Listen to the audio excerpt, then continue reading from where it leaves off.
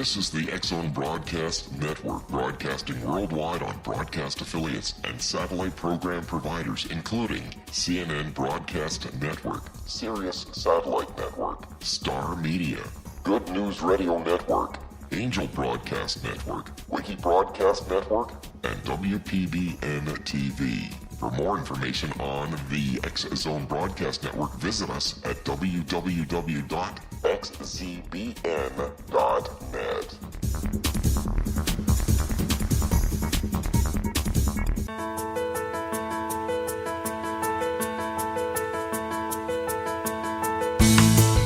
Welcome to Connecting with Coincidence, CC with BB. I'm Dr. Bernie Beitman, MD, your host. I'm a psychiatrist in private practice and a faculty member at the University of Virginia. Each week, my guests and I talk about meaningful coincidences, synchronicity, and serendipity. We discuss synchronicity from its many perspectives, spirituality, practically, and statistically. Why? To increase your connection to coincidences so that you can benefit from coincidence awareness in your daily life. I've written a book also called Connecting with Coincidence, and you can put that phrase, Connecting with Coincidence, in your browser to find my book, Psychology Today blog, website, and social media sites. If you want to know how sensitive you are to coincidences, go to my website to take the Weird Coincidence Survey. Connecting with Coincidence. Our guest today is the producer and owner of the radio station that I have the pleasure to be on, Rob McConnell. Rob is a raconteur of major quality. He knows lots of stuff. One of the most cynical guys and most open-hearted guys at the same time that I have had the pleasure to meet, and who is very funny. And he has listened to maybe 42 of my shows as the producer of them. I'm so delighted that he has stayed with me on that. And I want to know in this program, what does he think of coincidences? We've talked about them generally. He's heard my guests describe them and how they work and how they might work and how they appear in people's lives. But now I get a chance to ask Rob, what do you think about this coincidence business, Rob?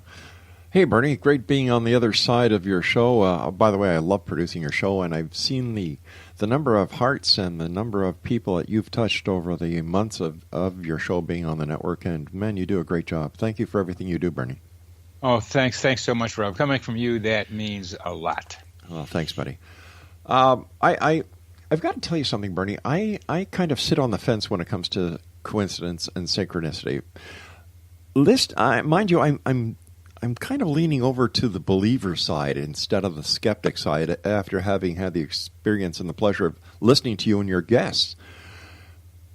I think one of my biggest problems that I have trying to equate the entire formula is that how does one coincidence in one's person's life not affect the entire global structure, the global consciousness?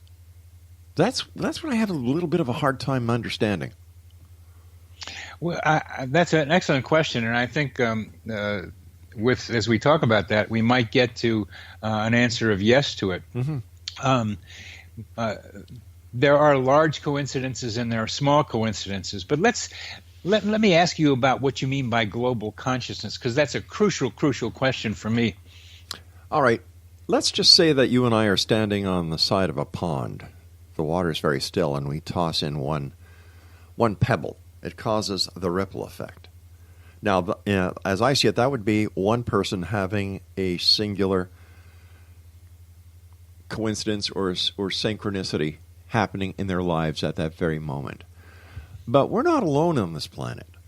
So when you toss in a stone and then I toss into another stone and another stone and another stone, we see the different ripples interacting with each other. This is what I can't understand, Bernie. If I'm having an experience of synchronicity or coincidence, how can what I'm having, the experience, not be affecting everyone else in the global consciousness if in fact the synchronistic effect that I am experiencing is true and real. You seem to be maybe saying something like the butterfly effect. What's the butterfly effect?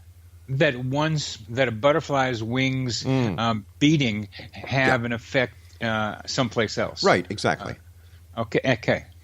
And I want to know your sense of the medium of this global consciousness, and then I can come back to the question of the specific coincidence. All right. I believe in cause and effect. If you 1 and 1 equals 2, 2 and 2 equals 4. 4 and 4 does not equal 7. It does not equal 9. It equals 8. They are steadfast facts. So how can somebody, for example, somebody says, you know what, I had this synchronicity, something happened to me. It's either coincidence or it's synchronicity, but they believe it to be. They go into a car and they hear a song that has something to do with an experience they just had. If they are having a true experience, how come it doesn't affect everyone else? How come this butterfly effect, how come the ripple effect does not apply in the case of coincidence and synchronicity when it applies to everything else in nature? You're making a wonderful assumption here that I want to be clear that I think you are making, that generally speaking, everything is interconnected. Yes. So to use a more pedestrian example, if I sneeze, you're suggesting that I need to be able to show how that influences my environment. Well, we know how it influences your environment if you don't. For example, if you don't cover your mouth, the germs are spread. Somebody else can catch that cold or whatever is causing you to sneeze. If something is causing you to sneeze because it's a pollen or an allergy, that's explainable. It only affects you.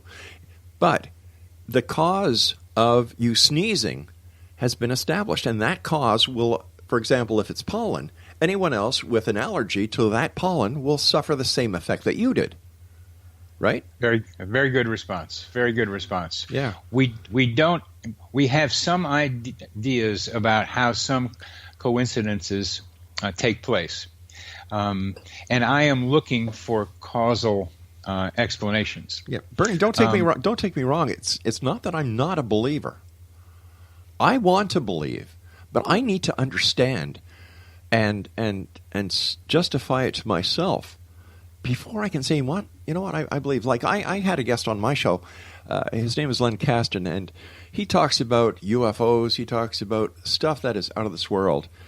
And I'm a hard questioner. And he says, Rob, why do you do your show if you don't believe? It's because I want to believe. I'm looking for the answers. And if I can't find the answers, then what am I supposed to believe in? Very good. Very good. That's. I have the skeptic in me too. Yeah. It's not, and I need to have that skeptic responded to. Mm-hmm.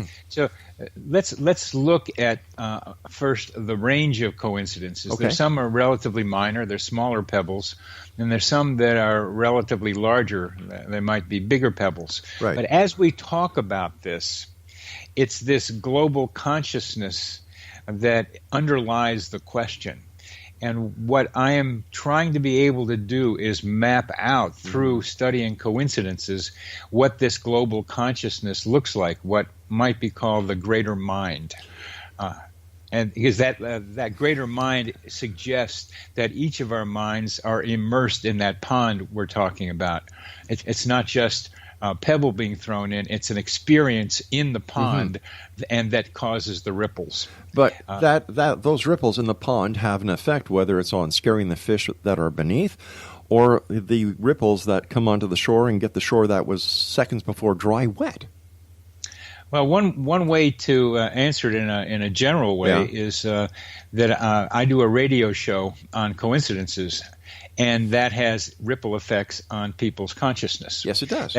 that makes them more aware of coincidences. So that is a partial answer to your question. It's talking about it, and you've given me the opportunity to be able to do that, and it happens. And I have a blog, and I have a book, and these are making people more aware of coincidences. That's not what you're talking about directly, but it is in the sense that what I am doing is making people more aware that coincidences exist and to look for them. And the more they look for them, the more they see them. Right, but a coincidence, like any other thing, needs to be believed in for the person who says, wow, that was a coincidence, in order to accept the fact that coincidences are real. Right or wrong? Yes, Okay. right. They have to not believe them, but before believing Or is seeing experience them. Right. Seeing them Yeah. is first. Sometimes seeing is believing, but a lot of times believing is seeing. And if you don't believe, you're not going to see them. And of course, my personal belief is that the power of belief is the strongest power in the universe, because if you believe you can do something, you will. We are continuing to expand that possibility, and coincidences, the study of coincidences is one way to study how belief influences what our potential powers are. For example, people vary in the kinds of coincidences that they're interested in, the kind of coincidences that they experience. As you know, I had an experience in which I was choking on something in San Francisco at 11 p.m. one night, the day before my birthday in 1973, and I found out the next day that at 2 a.m. in Wilmington, Delaware, which was the same time in San Francisco, my father was choking on his own blood and dying. That made me a believer that there are such things as coincidences, among other things. And that when I say coincidence, it's really a word that's a fig leaf for something else. And that something else varies. And that something else is a potential causal explanation, which I keep trying to look for. That coincidences alert us to possible causal explanations which modern science has yet to believe in. And what happened with my father and me was a direct experience of what telepathy used to mean. Tele, at a distance, pathy, feeling. So it was telepathic, but since that word is now is more cognitive, more idea oriented, I invented the word simulpathity. And I looked around, do other people have experiences like this? Definitely. My weird coincidence survey suggested it. So I became a believer in the possibility that people can experience the pain of a loved one at a distance. And that, by my having that experience and telling other people about it, that gets other people more able to talk about their personal experiences that resemble it. You see, I look at that as not being a coincidence. I look at that as having to do something with the power of the mind for someone in need or someone having a total negative experience to reach out to those that love them and that are loved, who are connected by some part of the brain that we have yet to discover. Something like that I can't justify as being a coincidence. I think it is... you're right there, Rob. Yeah. I use the word coincidence as a fig leaf, as a cover word, because we can talk about coincidences. What you just described is a kind of way of talking about telepathy, which a lot of people don't believe in. But if you have a coincidence like the one I described, it makes you think there might be something else going on. So a coincidence can be a directive towards something else. And we're coming to the end of this segment, Rob. This is great talking with you. Nice talking to you, Timby. We'll be back after a short break.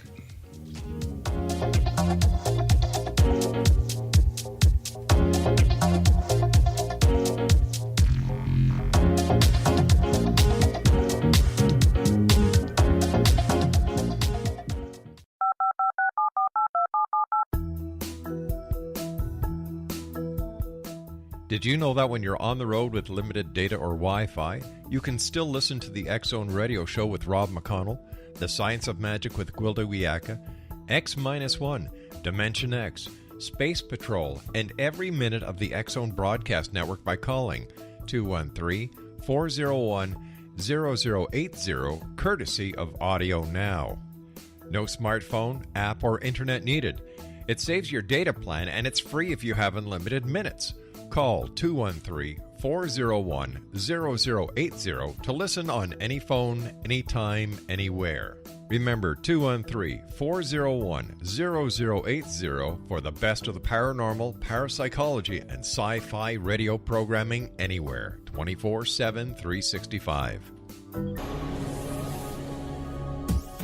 This is the X Zone Broadcast Network, broadcasting worldwide on broadcast affiliates and satellite program providers, including CNN Broadcast Network, Sirius Satellite Network, Star Media, Good News Radio Network, Angel Broadcast Network, Wiki Broadcast Network, and WPBN TV. For more information on the X Zone Broadcast Network, visit us at www.xzbn.net.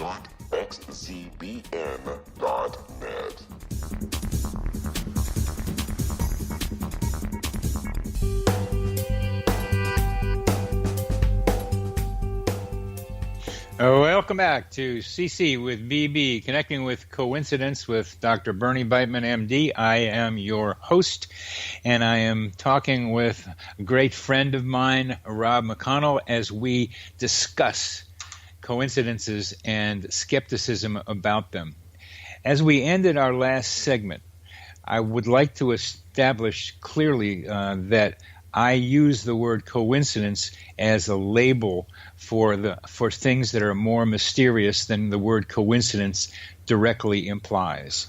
That when you look at the word coincidence and then examine the event as you just did, you begin to open up the possibility of explanations that we have not in modern science, current science, accepted yet. That's right. And I think that instead of using the word skeptic in this case, I think we should use the word investigative, because Good. when you investigate, you find the truth.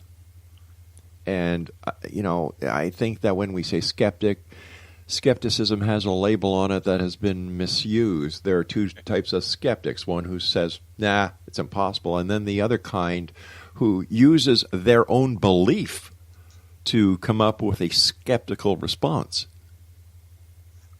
Right. I'm glad you say that. I will call you a cautious investigator. Okay, I can appreciate that. Yeah.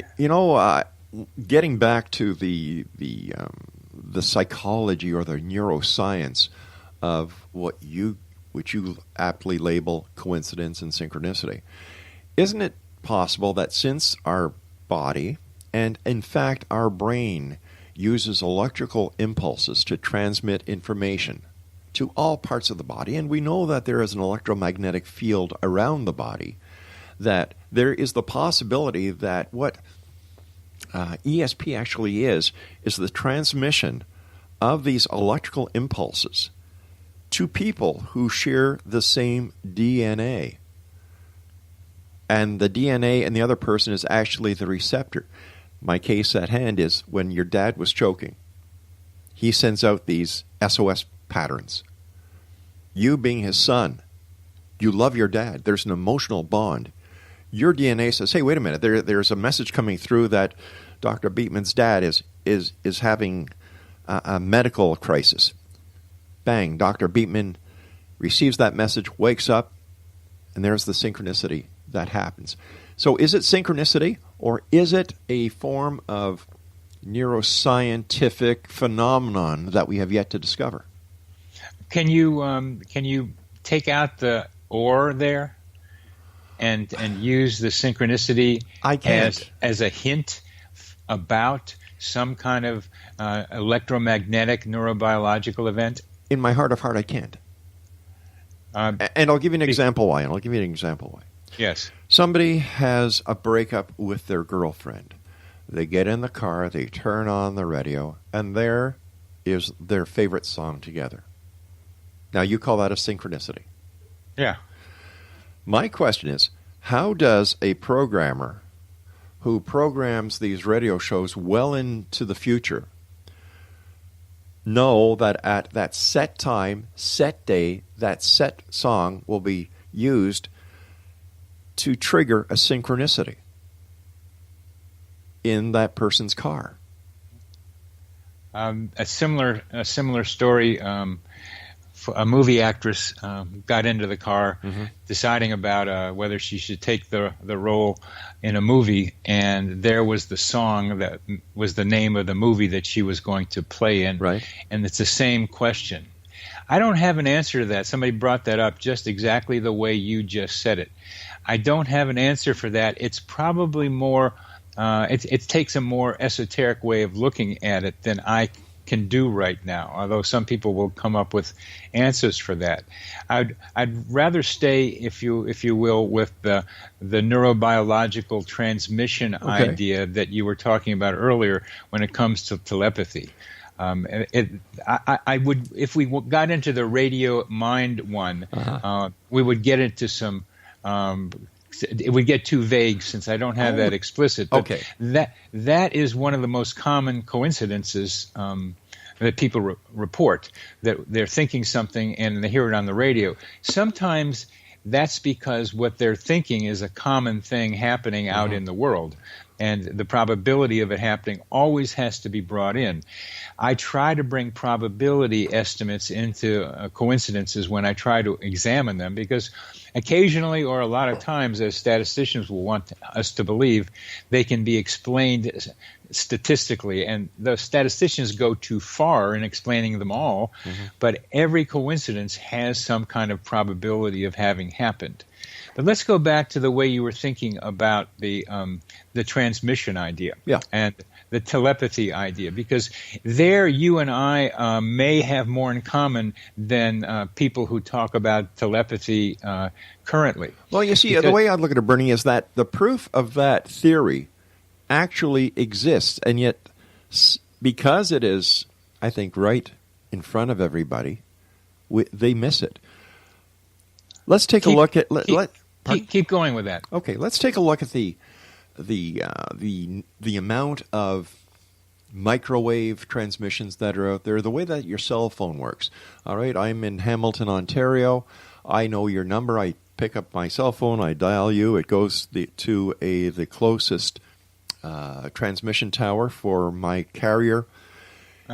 Is transmitted. This is fun because you're right in the middle of broadcasting. Exactly. The stuff through the airwaves, and so you're even closer on a daily basis to what we're talking about here. Right. So yeah, keep going. So my specific telephone number that I have keyed in is going through the system.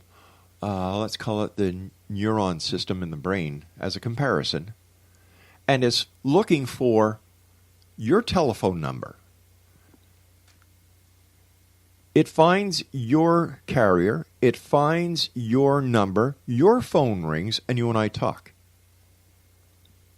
So maybe, using the same analogy, our mind does the same thing. Now try to go ahead and say what the transmitter is. We know what it is when you're calling me. Right.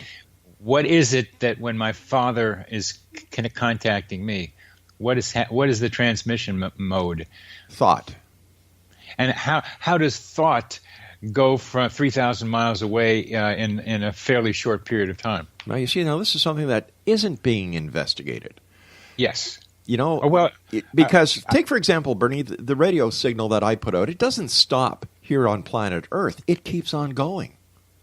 It keeps on going. It goes past Jupiter. It goes into the next solar system. It goes into the next galaxy. It does not stop.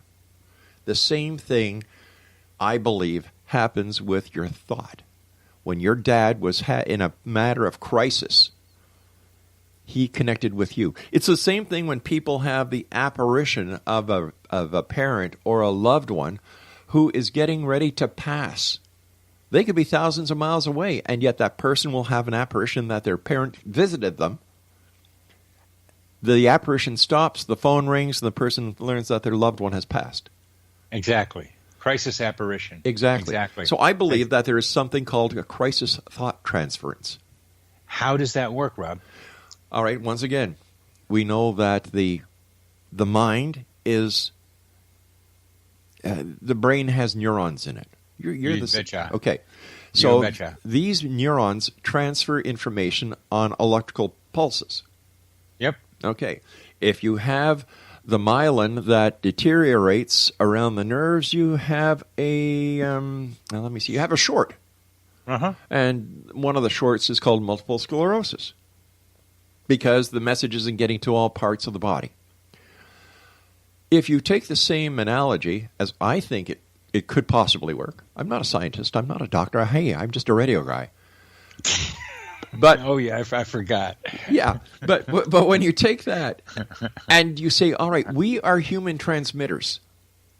Human body is a broadcast mechanism.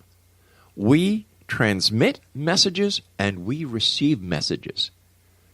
We know this for a fact. We can actually see it using certain types of photography to see the aura, which transmits, because that is a signal coming from within, going out into your own electromagnetic field. Yep. So I don't understand why certain members of the scientific community, and I'm certainly not talking about you here, Bernie, because I've got a lot of respect for you, and I don't respect a lot of people, as you well know. Thank you. Thank you. I think that what we limit ourselves to is what we can see. And I believe that neuroscience will one day, if they haven't already and they're still working on it to prove it before they come out and say it, is basically understanding that thought transference is real. Telepathy is real. It is the transmission of a thought sent through the ether to a receiver. Transmission, reception. Maybe that's the entire premise behind the power of prayer. When you go to church and you pray for someone who is sick, or in a prayer circle, whatever they call them, goes to show you how often I go to church. Maybe this is what prayer is all about, is getting that message to that person, letting them know they're not alone, and that the power of thought, the power of the positive energy that you're transmitting plays within the body. The brain receives it, and the increased power somehow helps to heal. I've lost you, huh? The words I want to focus on is ether, Right. and the electromagnetic activity around the brain and body, as you talked about with Kirlian photography, or even just seeing auras, which I've been able to do sometimes. And I experience, as a therapist, electromagnetic activity between me and my patients. Well, this is what happens when people read each other. They are reading the electromagnetic impulses that they're receiving from the person. So if we can do this at short distances, why do people think that we can't do it in long distances? Especially understanding that, correct me if I'm wrong here, Bernie, that we only understand about 10% of the function of the human brain. With a lot for us to learn. Exactly. My biggest question, Rob, is you are coming to is that we can do it with someone in the same room. Mm-hmm. We can feel their electromagnetic activity. Mm-hmm. I like to go to dance where it's free-form dance, right? And the energy in the room just ebbs and flows, and I can be part of it. When I'm on the outside and I'm like resting, and then it's like jumping into a pond and picking up the energy and going with what's going on in there. These are real-world, here and now experiences of electromagnetic activity or vibes with other people. Right. The question for us is, how does that happen at a distance? One of the most important part of it is emotion. High-intensity emotion helps things like this to happen. It helps a lot of coincidences of different forms to happen. Because what it does is it boosts the strength of the transmission. Okay, I think that's true. We're coming to the end of this segment, and during the next part of the segment, let's go through the big mystery. And I have some answers to this, but I want to hear what you say about how you go 3,000 miles in a minute. We'll be back after a short break.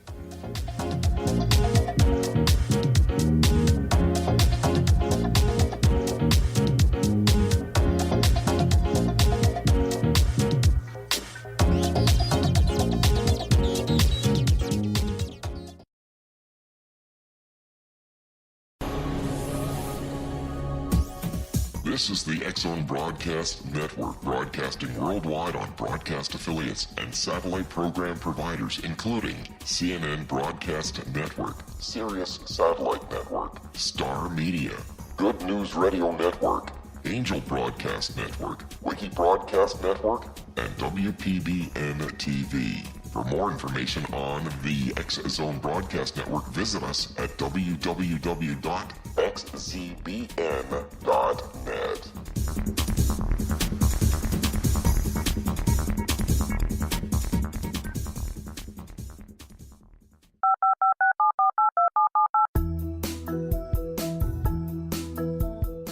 Did you know that when you're on the road with limited data or Wi-Fi, you can still listen to the X Zone Radio Show with Rob McConnell, The Science of Magic with Gwilda Wiyaka, X-1, Dimension X, Space Patrol, and every minute of the X Zone Broadcast Network by calling 213-401-0080, courtesy of Audio Now.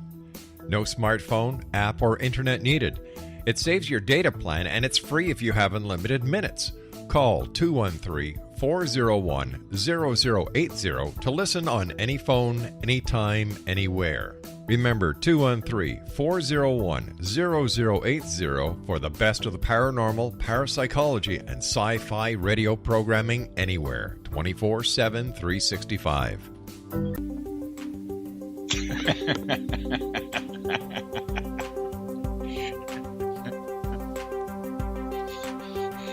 Welcome back to CC with BB. I'm Dr. Bernie Beitman, MD, your host, trying to get a little spacey with my super guest, Rob McConnell, as we talk about space. We talk about the space between my father and me, 3,000 miles apart, and other people just like this at great distances. Mm-hmm.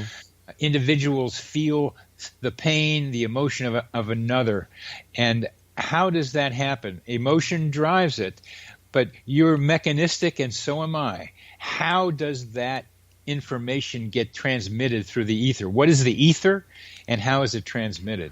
All right, let me ask you a question. Why is it that people believe that the speed of light is based on a set formula that we have come up with in this time of our evolution?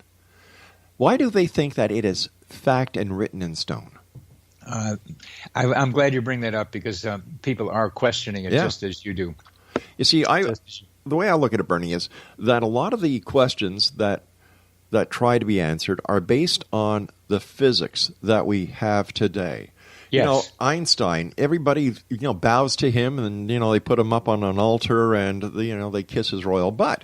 How do we know Einstein will be proven wrong in the future as we progress with the new scientific and the new quantum physics that are bound to be discovered? Like, nothing stays still. No. So how do we know that thought transference can, in fact, travel instantaneously? How do we know that isn't possible? Because Einstein says it can't? I don't believe Einstein all the time. Well, Einstein thought it was spooky action at a distance. Yeah. And you know about two electrons being taken that are paired and being separated, and you change the spin of one at a distance, and the other one changes that distance too. That's one way of looking at what happened with my father and me. That there's some quantum physics like activity of two paired people experiencing something at a distance. I'm not going to try to say that that's not true. Mm-hmm. I still like going back to the radio station analogy because that's where I started. That each of us is a radio station transmitter. Exactly. Just what you were thinking. Yeah. So how does it happen? Well, are you familiar with the Schumann resonance?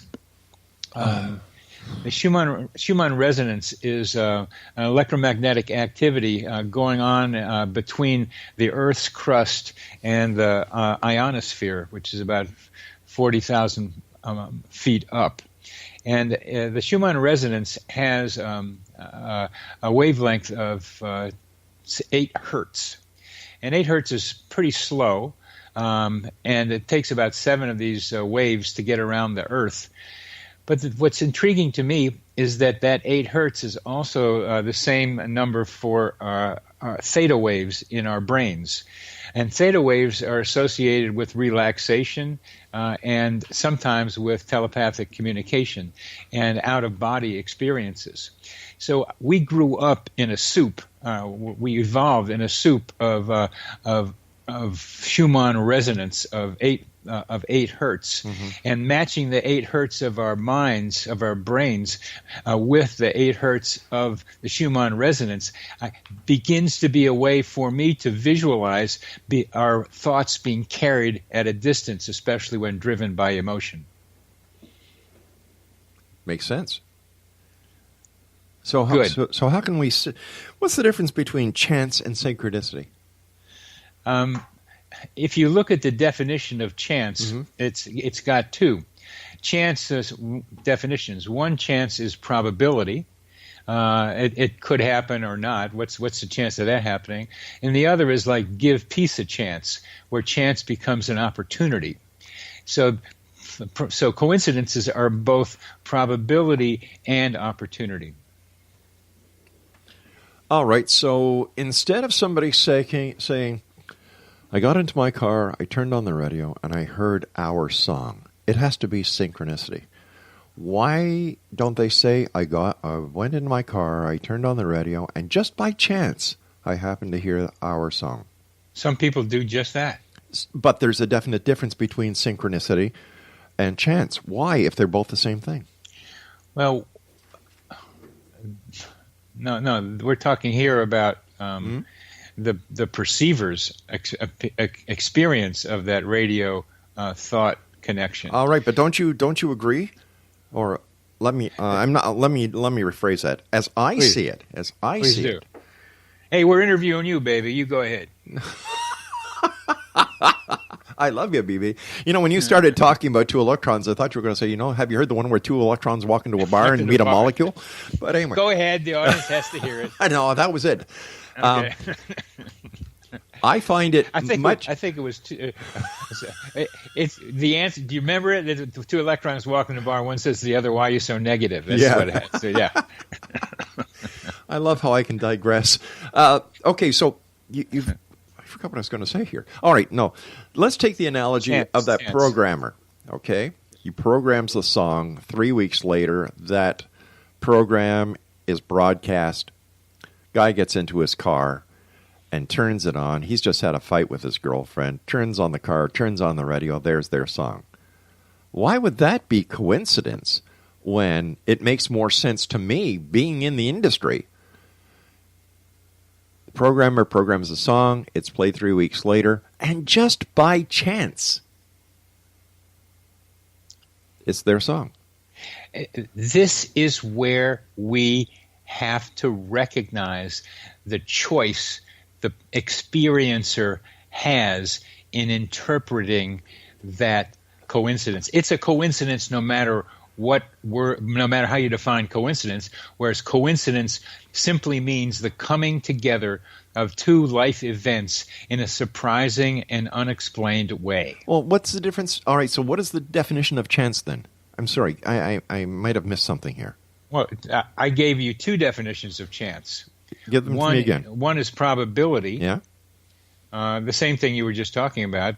Probability. It's a chance event. That means it happened by probability. There was a probability of its happening because the guy's playing the radio, playing stuff, and you're going to get in, and there's zillions of people getting into getting into cars, listening to radios. So that's the statistician's perspective. And there are well-known statisticians, too, in England who will say just what you're saying. The law of very large numbers says that sort of thing is going to happen lots of times because there's 7 billion people on Earth, there's lots of radios, and there's lots of romantic breakups. So it's going to happen by chance, by probability, by the law of very large numbers. You see, to me, that makes more sense than saying it was destiny. Destiny is something else. Now, where I am, Rob, is between destiny it's orchestrated and probability. I'm saying that we human beings here have something to do with those events. And let me give you an example that's a little easier to understand. I was at dance last week, or 2 weeks ago, and I've been having trouble with the guy who I wrote a couple of the songs that you're playing on your radio station, these coincidence songs that I've done, or that we've done. Mm-hmm. And we were having one of our spats, and it was irreconcilable at the time. So I felt hot in the dance floor, so I wanted to go outside to cool off. And I run into his wife. And his wife and I talk about the problem Francesco and I are having, and we resolve it. And Francesco and I are going to meet later today because we ran into each other, because I ran into his wife.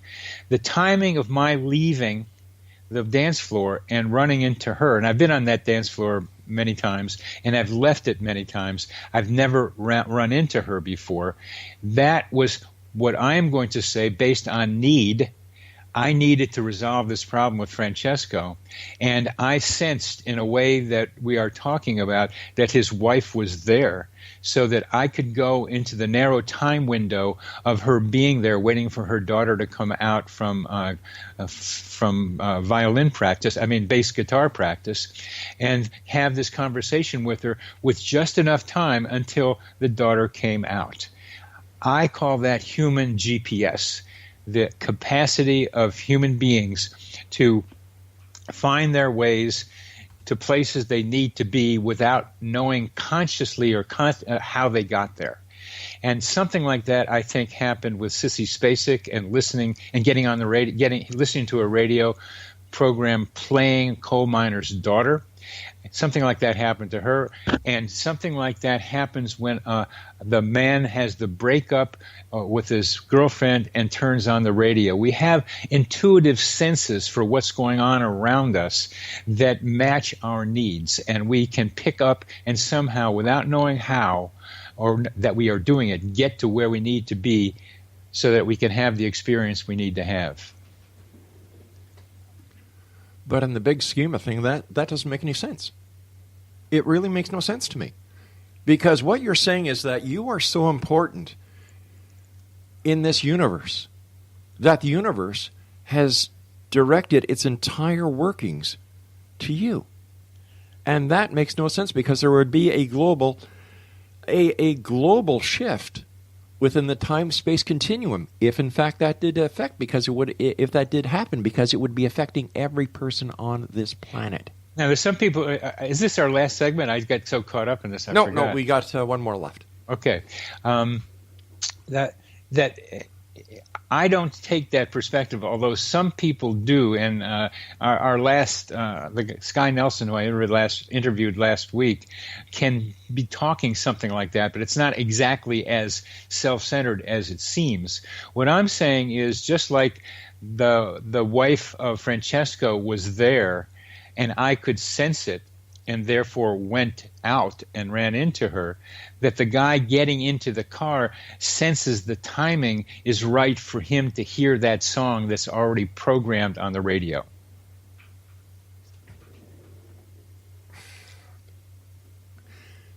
See, this is where I step back and say, that still does not make sense to me. Because I can't believe that everything has been pre-planned to the second, just so the synchronicity could happen to you. See if you can go from the experience with my father, because that's a form of communication that you can accept. Yeah, I can.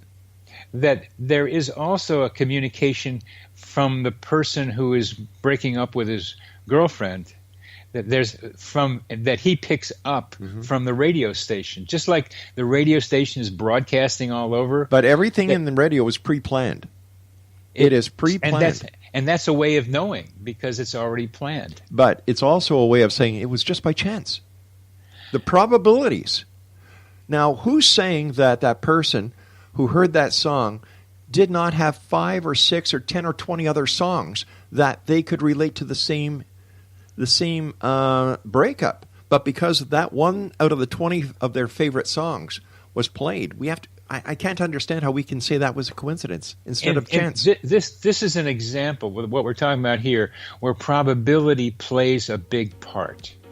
And it becomes a matter of choice here. I'm telling you about how I can conceive of it in GPS terms. But the way you're talking about it is very reasonable too.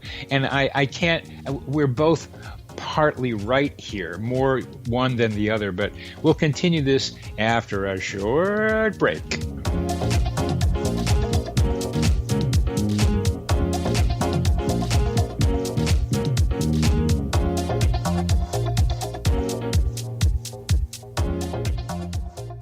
The Earth is under ever-increasing pressure from untenable lifestyles and growing populations. Yet, viable answers seem in short supply. What if I told you there's an ancient form that can empower you to take charge of your life?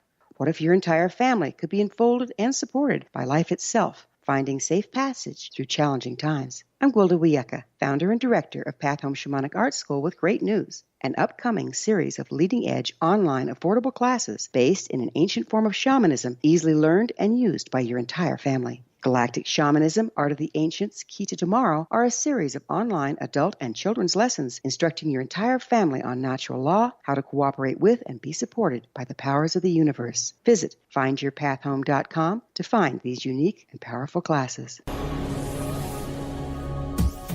This is the X Broadcast Network, broadcasting worldwide on broadcast affiliates and satellite program providers, including CNN Broadcast Network, Sirius Satellite Network, Star Media, Good News Radio Network, Angel Broadcast Network, Wiki Broadcast Network, and WPBN TV. For more information on the X Zone Broadcast Network, visit us at www.xzbn.net.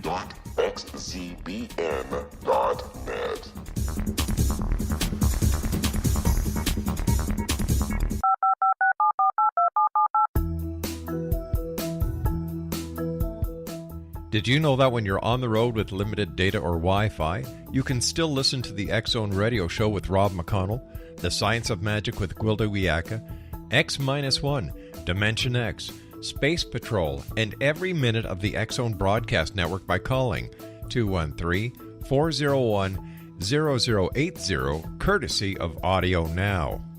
No smartphone, app, or internet needed.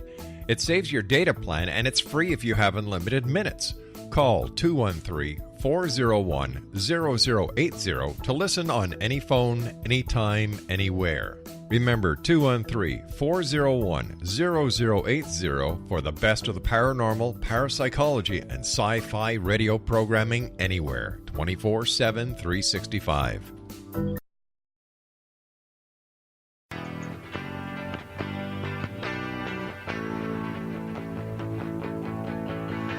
Welcome back to CC with BB. I'm Dr. Bernie Beitman, MD, your host. My guest is Rob McConnell, producer of XEBN and this show, and it's a delight having you to talk with, Rob. Really is. That's great speaking to you as always, Bernie. Thank you. And it's let's try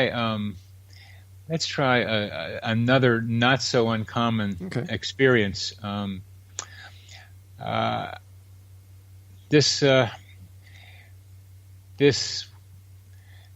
one again involves my father. I went to Wilmington, Delaware for his tombstone unveiling, which is part of Jewish tradition to do that within a year of when the person dies. And instead of when I came, and I was living in San Francisco, so instead of getting back on the plane as I had planned to, I delayed a day to visit a friend of mine who was going to jail for protesting the Vietnam War. And got on the plane and changed planes in Dallas, Texas, and sat next to a woman with the seat in between. And she had a big watch on and leaned over and asked me, "What time is it?" As a way of starting the conversation. And we had a very good conversation and ended up getting married and having 2 boys, and now I have 2 grandchildren. How did that happen? There are stories like this that I explained in my way, and that another person with a similar one where she needed an intervention and got it. I explained it that my father helped arrange this, which is not scientific, but emotionally satisfying. But that's because you want to believe it. It doesn't mean that's the real reason, Bernie. It's because it suits your personal needs. It suits your personal requirements. That's how I see it. Like, I cannot understand, and no disrespect to the situation, but I can't understand how, like, in order for her to be put in the seat beside you, look at all the things that would have had to happen, not just for Bernie Beitman, but for everyone else in the world for that to happen. Once again, we're focusing and saying, now this is how I see it. Now, please, don't take me wrong. I am so important, or my needs are so great, that the universe set everything up prior to time just so that this would happen. I can't buy that. I don't buy that either. So how do you explain it in a rational way that can be proven? Some of the ideas that coincidences suggest are beyond even conceptualization for modern science, which includes quantum mechanics. There are strange things happening under the moon that we can't and that we don't understand. I can't explain it. The way explanations sometimes come around is starting with a feeling and a desire to do it. But this is not the universe, whatever that is, making it happen. It's 2 people whose hearts need to find somebody else, need to find another heart, somehow finding their ways to each other. And how do things get arranged for that to happen? I don't know. But as a scientist, how can you say something is real when you can't quantify it? And you're a doctor. You're a scientist. How can you quantify it? And just leave it to, well, that's what happened. I don't know how it happened, so it happened and I've got to accept it. Well, the way I start quantifying things like this is by collecting stories like it. That's the beginning of quantification. Well, you have to prove that these things happen. And what you're doing and using as a bench test are people who believe. Would this not be better sent out to people who are not believers and who have not gone to a specific website or to a research institution because they believe in the same things that you believe in? Some of them who contact me have no idea how they happen. It's the surprise and the emotion that gets involved with it. But now we're coming back and you're interviewing me, and I want to turn this back with another example for you to talk about, that the data is even stronger than what I can do with what I've just talked about. But I'm just asking a question. I'm not interviewing you. I'm just asking questions that I'd like answered, and you're the expert in the field. Let me give you another kind of coincidence. Okay. There's a lot of data that that comes in form of anecdotes that reincarnation happens. And the work done here by Jim Tucker at the University of Virginia involves interviewing children who are maybe 2 or 3 years old, just beginning to talk, who start saying that things about a person who has died and that they are that person, and that they start talking about details about that person. Okay. There's one famous one of a kid that started saying that he went down in flames in his airplane in the South Seas during the World War II. Okay. And the kid was able to talk about names of people who were his buddies, about where it happened, and a lot of other details that just the kid was saying. Yeah. So part of what Tucker's research is to then investigate whether there can be validated any history of such events and such people as the kid is describing. Okay. And they come up, and that's just one story in a book called Life After Life. All right. Okay. Now hold on here. Let's just take a look at this case here. The child who was very young, and who, by any stretch of the imagination, should not have known, or by those who are investigating the reincarnation phenomenon, are saying, well, if there's no way this child could have known these facts. But in the research that the scientist did in this, did he check to see what television programs were on that his father may have watched, that he was in the room watching at the same time? They tried to eliminate any possible ways for the kid to get the information. And the kind of details that he came up with, no television show is going to come up with. I don't know about that. But, I once again, I like specifics. My training is as a police criminal investigator. Oh, really? Yeah. I've been a law enforcement officer from 1979 until 1986 or 87 when I had to leave the force because of I came down with Caisson's disease from a deep dive. Oh. So, my background is investigation. Hardcore, hard fact investigation. So when I hear anecdotes, if I hear something like that, I like to question it because I want to know the details that went in to the research that the researcher claims to have done. And I think that this is what a lot of people who do not believe in or do not understand the entire concept behind synchronicities need to hear. And I think that this is the missing link, is that a lot is taken for granted instead of a lot being put under the microscope and thoroughly investigated. Like the New Age genre, is based on woo-wooism. Let me interrupt you there because I agree with you. Yeah. And what I'm trying to do is begin the development of a science of coincidences, which will require doing just what you're asking about, and which Jim Tucker has done with these stories from young children.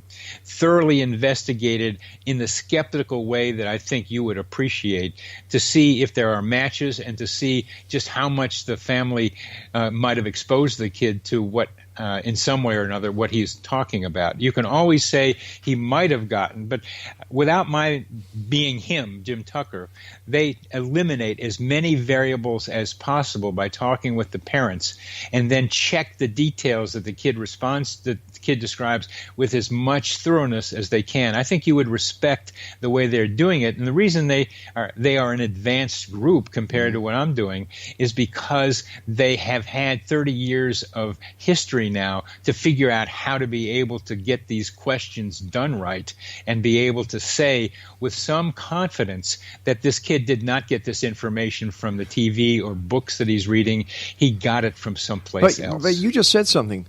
Some confidence. How can we take partial confidence and put it into reality to explain a phenomenon? You said some confidence. I didn't. I did say some confidence because when you do anecdotes and investigate the details, it's the accumulation that increases the confidence. And there need to be more and more stories that look like they were done in the way of a good investigation that then stand up as a group as saying there looks like the possibility that kids have one life pop into their lives as children. But you see, this is where I have a big problem with it, Bernie, is because a lot of people are making a lot of claims based on non-completed investigations because of some confidence instead of total fact? Total fact is just like the speed of light, as we talked about earlier, becomes something different as we start looking at it carefully. That things keep changing, and we have to keep that in mind. And one of the things that keeps changing is that we are going to have to come to the end of this great conversation, Rob. Thank you very, very much for being my guest on this show. It's been a great pleasure.